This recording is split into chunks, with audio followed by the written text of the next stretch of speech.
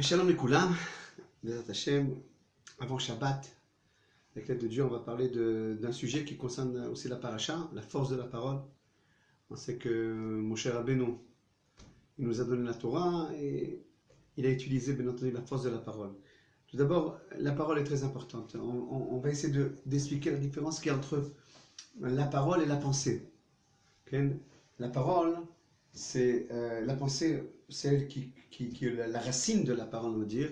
Quelqu'un qui va parler, d'abord il a réfléchi, mais la pensée ne peut pas transmettre, ne peut pas unir deux personnes. Okay? La pensée ne peut pas unir deux personnes. On ne peut pas se mettre l'un devant l'autre, les deux en pensent, et on a un lien qui se fait. Mais la parole, elle peut lier. Donc il y a une création qui se fait, par exemple, entre un homme et sa femme, par exemple. L'homme, il dit quelque chose, la femme, elle dit autre chose, etc. J'ai entendu la femme, elle m'a entendu. Ça s'est permis par la parole. Ce qu'il y a dans la pensée, personne ne peut le savoir. Okay? Bien entendu, les traits du visage peuvent exprimer quelque chose, mais malgré ça, les Chachamim disent, jamais tu ne sauras vraiment ce que l'autre y pense, etc. Et plus que ça, à la création du monde, c'est marqué comme ça, que Dieu a créé l'homme, Vaïa Adam les nefesh chaya, que l'homme il était une âme vivante. Et le Targum Onkelos, il dit les ruach memalela, c'est-à-dire une bouche qui parle. Okay? Et donc c'est ça la définition d'un homme. Un homme, c'est une bouche qui parle. Okay? Sans la parole, il n'y a pas de lien entre les êtres humains. Qu'est-ce qui unit les êtres humains entre eux? Les échanges humains, etc., c'est la parole. Okay? Mais seulement, bien entendu, il faut savoir bien utiliser la parole. Okay? On dit que la parole entre la bouche, et on peut tuer comme on peut faire vivre à travers la bouche. On sait que lorsqu'on est revenu en Eretz Israël, on a ce grand mérite d'être en Eretz Israël, okay? On sait que il y a un livre qui a été écrit juste à notre entrée en Eretz Israël, notre retour en Eretz Israël, qui s'appelait les Lashon Hara, les halachot du Lashon Hara du Chafetz Chaim. Et dans ces halachot, pourquoi ils ont écrit juste à l'entrée d'Eretz Israël? Juste en montant d'Eretz Israël, vient le Chafetz Chaim et nous écrit un livre sur le Lashon Hara. Alors on sait que les exils qu'on a subis, les derniers exils, sont des exils à cause de la haine gratuite. Et les Chachamim disent que la haine gratuite, elle s'exprime par la parole. Le Lashon Hara. Le Lashon Hara, c'est lui qui nous a fait exiler de notre terre. Maintenant, quand on revient de notre terre, il faut qu'on fasse ce travail-là. Il faut la parole, on connaît la bonne parole. Qu'on sache s'exprimer, un homme et son prochain, un homme et sa femme, un homme et ses enfants, etc., à travers la bonne parole. Okay? Bien entendu, c'est sûr que la bonne parole, elle doit dépendre de deux choses. Si on veut bien parler, il y a deux choses qui doivent accompagner la parole. Un, la pureté, être un homme pur. Un homme pur de passion, de colère, de jalousie, de rigueur, débordé, etc. C'est sûr qu'un homme qui a une grande rigueur, ça va s'exprimer par la parole. Et deuxièmement, il faut savoir quoi dire. Ce n'est pas suffisant d'être pur. Il faut savoir aussi quoi dire, comment s'exprimer. Aujourd'hui, on voit que dans les médias et tous les réseaux sociaux, etc., c'est la parole qui règne. La parole peut faire monter un président et peut faire tomber un président. Et on sait que en Israël, notamment, les réseaux sociaux, les informations, etc., disons, un point gigantesque. La Tikchoret, elle a un poids gigantesque. Et elle a une force d'influence terrible. Parce que derrière toutes ces paroles-là, il y a quelqu'un qui donne des idées et s'exprime par la parole. Baruch Hashem, qu'on a maintenant dans les réseaux sociaux une possibilité de dire la bonne parole. Ce qu'on est en train de faire maintenant, c'est la bonne parole. Ce que tous les tzadikim font, etc., les chachamim, c'est la bonne parole. La bonne parole, elle vient donner un poids, jusqu'à qu'elle aura le dessus avec l'aide de Dieu, que la bonne parole se répandra en Israël et dans le monde entier. Donc, résumons. On doit bien parler. Mais on doit apprendre à bien parler. Pour bien parler, il faut deux conditions. Un, avoir une pureté pureté d'avoir des qualités d'âme qui permettent de faire en sorte que mes pensées et ce qui va sortir de ma bouche à travers ma pensée soient des bonnes pensées. Si je pense mal, je parlerai mal. Si je pense bien, je parlerai bien. Mais on a dit que ce n'est pas suffisant. Il faut savoir aussi quoi parler. Je dois, voilà, vraiment, ce soir c'est la Iloula du Rambam et de Rabbi Yaakov Bouchatzera que leur sourd nous protège.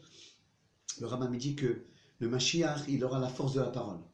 Quand il viendra, il convaincra, il aura un langage convaincant et il ramènera. Ça c'est la bonne parole. Mais comment le Mashiach, il aura ce langage convaincant? Ça sera un homme pur, un homme immense qui est pur. Mais deuxièmement, c'est aussi quelqu'un qui a appris beaucoup, comme le Rambam le dit. Le Rambam il dit que c'est un homme qui est dans l'étude de la Torah toute sa vie. Il arrive à faire descendre les bonnes paroles d'en haut et les faire passer par la pensée et après par la bouche. On sait que la plus grave des fautes qui s'est fait dans le désert, c'est la mauvaise parole, dit Bat Haaretz, le Lashon Hara qui a été dit sur la terre d'Israël. Maintenant, on a une belle idée. On a une belle idée, je crois que c'est une des belles idées de la Parashat Shemot, puisqu'on va parler de la Parashat Shemot ce Shabbat. C'est pourquoi Moshe Rabbeinu refuse le tafkid, le poste que Dieu lui donne, d'être chaliar, de sortir le peuple d'Israël d'Égypte. Bon, beaucoup de raisons ont été dites. Il était humble, il y avait Aaron à sa place, etc. Il ne voulait pas prendre la place de Aaron. J'ai déjà fait la bracha. Mais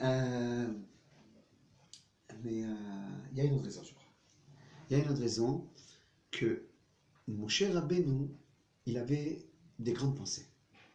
Il se trouvait dans les mondes célestes. Vous voyez, le Moshe Rabbeinu, c'est les mêmes lettres que Hachem.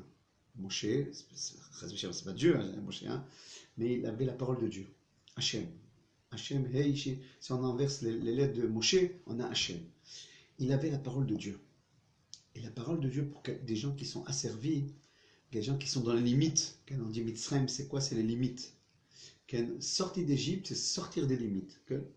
Et pour des gens qui étaient dans les limites, ça ne va pas connecter. Il n'y aura pas de connexion entre celui qui parle et celui qui écoute.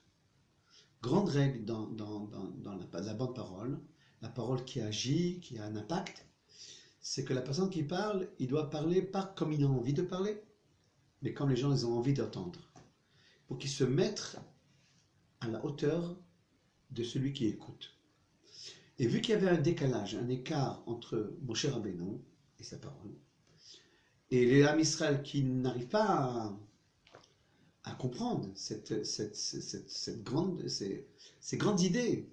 Elle dit, mais pourquoi tu veux qu'on sorte d'Égypte? Alors Moshe Rabbeinu leur expliquait qu'il faut aller en Égypte, il faut aller recevoir la Torah. C'est quoi la Torah? C'est quoi le lien avec Dieu à travers la Torah? C'était des paroles qui étaient trop compliquées pour eux. Vous voyez, dans notre génération, beaucoup s'attachent aux danses, à la simcha, etc. etc. Peut-être c'est la parole de la génération, une des paroles de la génération. Que la Torah doit être transmise avec une certaine simplicité. Il y a d'autres qui diront non, on veut s'approfondir un peu plus.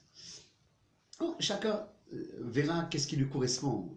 Est-ce que c'est les danses qui lui correspondent, c'est l'affection, c'est les sentiments, ou c'est le sechel? Ah, il est attiré par ça et il est attiré par ça.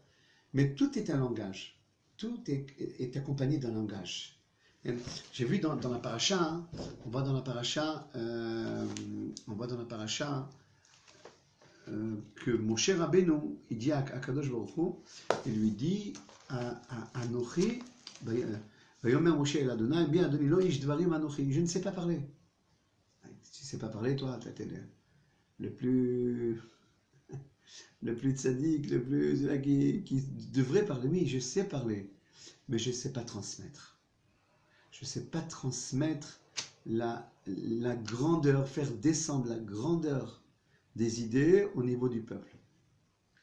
On disait que le Rav Kook, il avait du mal à transmettre, à écrire à écrire sur la page les idées kabbalistiques qu'il avait dans la tête. C'est très difficile de faire descendre. Okay? Alors Moshe Rabbeinu dit Lo ish devarim anochi. Je ne sais pas parler. Je sais parler, mais il ne sait pas m'entendre. Gam itmo gam shishon gam me'az dabecha el avdecha ki gvad pe gvad lashon anochi. Mon langage, il est lourd. On a l'habitude de dire que Moshe, il bégayait. Moshe, il bégayait pas. Le Ralbag, il explique que on n'arrivait pas à comprendre la grandeur de ces mots. Et Dieu lui dit, tu as raison. Alors qu'est-ce qu'on va faire? Il y aura quelqu'un qui sera un intermédiaire entre toi et le peuple. C'est qui c'est quelqu'un-là? C'est Aaron. Aaron te comprend, parce que lui aussi il est prophète. Il les comprend parce qu'il est avec le peuple. Il correspond. Il sait transmettre les grandes idées et de les faire traduire au niveau du peuple. Okay? On comprend que la force de la parole, quand elle est utilisée, elle a un très très grand poids. Mais de là, bien entendu, chacun d'entre nous, dans la vie, il doit savoir est-ce que sa parole, elle correspond à celui qui entend. Entre le couple, qu'il n'y ait pas de décalage. Entre le père et ses enfants, qu'il n'y ait pas de décalage. Qu'on sache descendre au niveau de ce qu'ils écoutent. On ne peut pas demander, exiger aux autres, à travers la parole, quelque chose que chez toi, il paraît essentiel, il paraît important, mais tu ne veux pas le transmettre parce qu'ils ne comprennent pas ce que tu veux d'eux. Ils sont au niveau de comprendre d'autres choses, un langage plus simple, qui va les faire vivre plus que cela. Alors tout dépend. Alors c'est vrai, toi tu risques de dire, mais quoi, je perds mon temps, je voudrais m'approfondir. Ouais, mais tu t'approfondis, tu deviens étranger des autres, tu deviens déconnecté des autres. Un rave ou un maître dans sa communauté. Moi je me rappelle, des fois je sortais des livres un peu compliqués, un peu profonds, et on m'a fait la remarque, on m'a dit, on comprend pas ce que tu dis. Bon, alors je suis descendu de niveau, je suis parti voir mon maître, et moi il m'a dit, ouais, mais ils vont descendre un peu plus bas, peut-être trop bas après, alors il faut trouver le juste malin, qu'est-ce qui correspond, surtout que pas chacun a le même niveau. On disait que le Ben Ishraï, surtout le Ben Ishraï, quand il parlait, il y avait des Mekoubalim, il y avait des gens simples, il y avait des rabbins, il y avait des enfants, des femmes, tout le monde le comprenait. C'est un art. C'est un art de comprendre, de parler un langage que tout le monde comprend. Regardez nos maîtres actuels, le Rav Yosef, le Rav Mordechai, tous ces géants des générations, ils parlaient simplement. Mais qu'on dirait que le peuple, il a besoin d'être parlé simplement. Pas tout le peuple. Il faut être honnête, pas tout le peuple. Il y a un peuple qui a besoin d'un langage hautain pour s'attacher. On ne peut pas convaincre des universitaires avec un langage qui n'est pas correspond à leur niveau intellectuel, etc. Un langage bas. Si tu fais pas ça, tu auras le gaina. Non, il faut que tu m'expliques pourquoi je dois faire Torah mitzvot. Okay. Vous savez que ce soir c'est la loi du Rambam. Le Rambam, il a écrit un livre pour tout le peuple, il l'appelait Mishneh Torah, mais il a pris un livre aussi philosophie juif qu'il appelait Moreh Nebuchim, qui a été critiqué. Jusqu'à aujourd'hui, il était critiqué par certains courants, le Moreh Nebuchim. Mais il a expliqué, comme son nom l'indique, Moreh Nebuchim, le guide des égarés. Aux égarés, ces mêmes égarés-là, du temps du Rambam, qu'ils écoutaient le langage universitaire chez les Goïms, ils étaient influencés par ce langage. Il fallait qu'ils parlent ce langage-là intellectuel pour convaincre. Mais la base, c'était le Mishneh Torah, Vadaï. Mais est-ce qu'on est capable d'aller à la base? Alors celui qui a une tradition ancestrale, on va dire, bon, il faudra nous dévoiler ce qu'il a. Mais celui-là qui n'a pas de tradition, celui qui a la tradition, elle a été coupée, etc., par des événements ou autres, et il a grandi dans des endroits universitaires, dans un monde intellectuel. Tu ne peux pas le convaincre avec un langage qui est petit, il faut un langage qui est grand. Alors le langage de Moshe Rabbeinu, il était très grand. Et peut-être on peut dire c'est pour ça qu'il a refusé. C'est pour ça qu'il a refusé ça au début. Rien quand Dieu lui a dit, Aaron va traduire tes paroles, alors à ce moment-là, mon cher Rabbeinu accepte le tafkid, le poste. Okay? Il faut savoir aussi, c'est pas la psychologie que je fais, que je suis pas un psychologue, okay? Mais à mon avis, beaucoup de monde vient chez des rabbins ou des psychologues ou autres et dire que mon fils il est coincé, il parle pas, mon mari il est coincé, ma femme elle est coincée, etc. Il faut savoir que l'éducation, quand elle se fait dans la terreur, par exemple, ou autre, elle bloque la personne. Souvent, je reçois des gens qu'ils ne s'expriment pas l'un à l'autre. Ils n'arrivent pas à sortir des sentiments, à parler, à échanger, etc. Et des fois l'homme ou la femme, ils disent, mais s'il aurait parlé, j'aurais compris ce qu'il veut. Mais c'est un homme qui ne parle pas. C'est une femme qui ne parle pas, qui est coincée. Maintenant, qu'est-ce qui fait en sorte quelque chose qui est coincé là? Ça peut être une enfance qui a bloqué quelque chose, et la personne ne s'exprime pas. Ça peut être une honte que la personne ne s'exprime pas. Ça peut être une personne qui sait que la bouche, elle prend, c'est que la bouche, elle engage. Alors là, il a peur de s'engager. Il a peur de s'engager. Alors, beaucoup de choses. Il faut traiter ça. Il faut traiter ce problème. Quand il n'y a pas d'échange entre le couple, parce que chacun reste dans son monde intérieur, et ne sait pas exprimer, c'est très difficile de rentrer dans un monde intérieur et de se lier à un monde intérieur. On a dit tout à l'heure que la parole, elle a un avantage sur la pensée, que la pensée, elle ne lie pas de personnes, très peu, mais la bouche, elle lie de personnes. Et donc, si dans ce foyer, on ne parle pas, qu'est-ce qu'on fait? Alors, je vous ai dit, qu'est-ce qui peut entraîner quand on ne parle pas? Beaucoup de choses qui se sont passées chez la personne. Il faut débloquer, il faut traduire, il faut aller chez des spécialistes. Comment ça se fait que la personne, elle est coincée? Cette chose, elle ne peut pas durer constamment, qu'on n'arrive pas dans cette maison à s'exprimer. Il y a des fois, même avant le mariage, des personnes qui font des chidours, des rencontres, et ils ne savent pas quoi dire à la Michaudechet. Alors quand ils vont répéter, il fait beau, mais tu vas être jugé selon ce que tu as dit. Parce que selon ce que tu dis, c'est ce que tu es. Et si tu ne parles pas, tu n'as pas de sujet intéressant, etc. Il dit la même chose, je vais vivre avec une personne qui n'est pas créative, qui n'a pas qui n'est pas intéressant, qui ne dit rien, c'est très difficile. L'apparence n'est pas suffisante. Il faut que aussi je sache qui tu es. Et pour savoir qui tu es, il faut que tu exprimes. Alors il tourne pendant 1 heure tout autour du jardin, etc. Et personne n'a découvert ce qui est l'autre.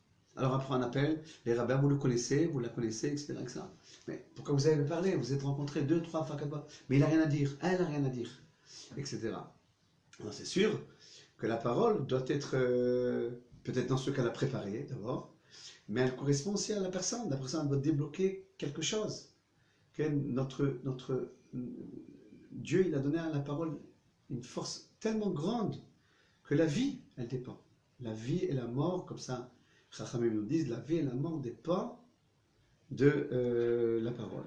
Bien entendu, je ne veux pas, maintenant, c'est pas notre sujet, de parler de la Shonara.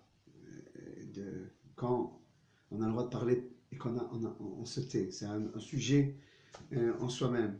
Mais c'est sûr que il y a 3 sortes de paroles. Il y a la bonne parole, il y a la personne qui ne sait pas exprimer, alors mais il dit pas de mal, mais elle n'a pas grand-chose à dire, et il y a la mauvaise parole. La mauvaise parole. La Shonara, c'est terrible. Et donc, il faut réparer cette faute-là. Quelqu'un qui sait que les Chachamim disent tout le monde tombe dans le Havak la Shonara. Quand il y a une impression chez les Chachamim, mais Kulam, excusez-moi, mais Kulam, Be'avak la Shonara. Tout le monde, quelque part, tombe dans sa parole. Alors donc, renforcez-nous dans la parole, renforcez-nous dans la bonne parole. Étudions beaucoup la Torah. La Torah nous permet de se remplir d'idées, de se remplir de bonnes paroles et exprimons des bonnes choses tout autour, remplissons le monde de bonnes paroles et comme ça viendra ce dabar. C'est quoi dabar? Dabar, c'est dire parler. Mais c'est un manhig, un dirigeant s'appelle dabar. Quelqu'un qui parle, quelqu'un qui sait parler. Comme on le voit, ceux qui réussissent dans le podium, etc. Et dans la Touma, et dans la Gdusha, la Havdil, c'est les gens qui savent bien parler. Les gens qui savent bien parler, c'est qui. Mais il y en a un qui sait bien parler, qui sera mieux parler que nous tous, parce qu'il sera rempli d'idées, il sait organiser ses idées, il parle un langage qui est clair, pas comme moi qui fais des fautes quand je parle en français, mais qui parle d'une manière organisée, qui parle calmement, qui est convaincant dans sa parole, et qui utilise la force de la parole comme il faut, c'est le Mashiach. Mashiach, c'est la force de Moshe Rabbeinu. Au début, Moshe Rabbeinu disait qu'il ne sait pas parler, mais dans Devarim, il savait bien parler. Parce que ça s'est lâché après. Il est descendu au niveau du peuple et tout le monde commençait à le comprendre. Il savait être en haut et être en bas et faire le lien entre en haut et en bas. Comment traduire le haut pour qu'il soit une expression d'en bas. Parce que sauf chez Davar, il faut écouter des grandes choses. On ne peut pas tout le temps, quand on entend des Dvar Torah, etc., qui sont à un niveau répétitif. On répète la même chose. On veut entendre des choses profondes. Ou bien pas. Des fois ça m'arrive de dire des choses profondes et les gens sont intéressés. Et des fois, ça m'arrive de dire des choses profondes et les gens ne sont pas intéressés. Ce matin, j'étais à la yeshiva, j'ai dit des choses profondes, tout le monde était content. Ça, parce que, pourquoi? Parce qu'à la yeshiva, il y a une volonté d'avancer. Et les choses profondes, c'est eux qui décident le niveau de la personne. Dis-moi comment tu parles, je te dirai où tu es. On peut dire peut-être comme ça. Mais des fois, je dis des choses profondes. Après, j'ai regretté d'avoir des choses profondes. Je vois que le peuple, il réagit pas. Hein. Alors, c'était un style de jeunes qu'il leur fallait un autre langage qu'un grand langage. Il fallait descendre, atterrir, et leur parler un langage qui leur correspond. Peut-être faire un peu de musique. C'est un langage que leur besoin. Chanter, danser, un petit apéritif, quelque chose qui... Ça prépare un langage, une petite blague, pas trop, mais une petite blague, pas que des blagues, je veux dire. Il faut être bessimcha, mais pas rendre toute la discussion des blagues. Voilà. Et peut-être c'est le langage qu'il faut transmettre, même chez les enfants. Remarquez, vous avez un enfant qui veut savoir beaucoup, on l'appelle le chacham. Il y a un enfant qui peut avoir la mauvaise parole, on l'appelle le rachat. Il y a un enfant qui s'engage pas trop. Il dit ce qu'il faut dire sans plus. On l'appelle dans la Haggadah le tam. Et il y a un enfant qui est bloqué. On l'appelle chez No Yodé Alishon. Il ne sait pas poser de questions parce qu'il est bloqué. Il n'a rien qui vit à l'intérieur de lui.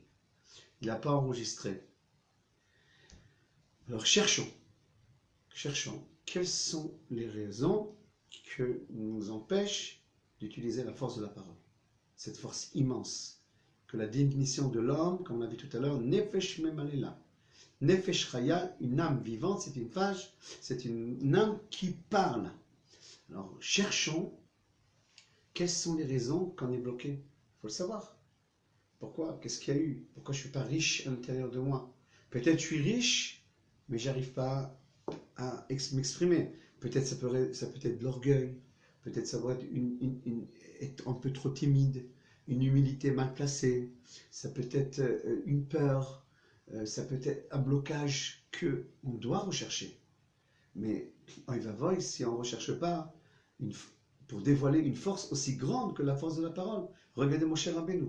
Dès qu'il a commencé à exprimer sa parole, il nous a fait descendre la Torah, qui est très très haute, qui a des idées très très profondes, mais il a réussi à traduire ces idées profondes au peuple. Jusqu'à quand, dans le 5e Libellé d'Adevarim, il a parlé jusqu'à la fin de sa vie. Nous, on demande la bonne parole, on demande d'avoir la force de la parole, et s'unir entre nous, Bezat Hashem, qui a une grande ardoute dans le peuple d'Israël, à travers la parole. Shalom, Shabbat Shalom, Shalom et Shalom.